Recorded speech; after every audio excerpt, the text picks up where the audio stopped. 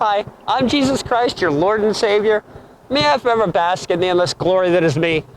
I'm here to save the world. You might think I'm crazy, but what's crazier still is by the end of this sermon, even atheists are going to know it's really me.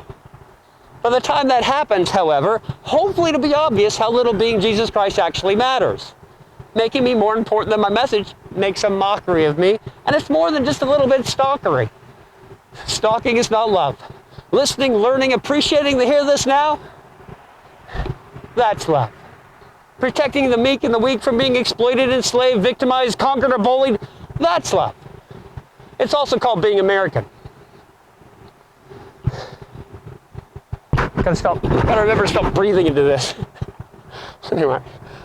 Now most people figure if I ever came back and started telling people what I think, unless I threatened everyone by performing miracles, nobody here would listen to anything I had to say. Least of all Christians, since I don't like Bibles, and I tend to enjoy phrases like sheep-sucking dickle fuckers.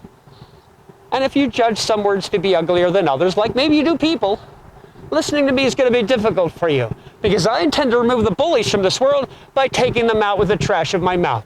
I expect to see them swallowed by my words and then shit from the asshole of society. And every motherfucking word I use that helps make that happen, God will consider it to be holy.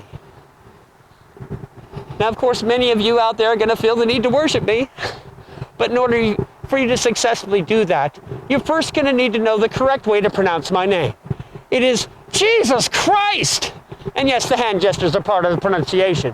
So I'll answer to that, or Bruce, or Jesus Christ, Bruce, but nothing else.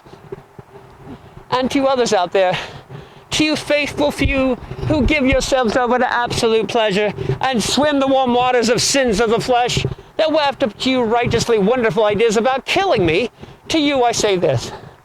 Faith is not about trying to strike it rich in heaven by blowing up one holy quick fix for God. Nor is it about releasing your religious feelings like some kind of scat-crazed maniac on a butt-raging bender.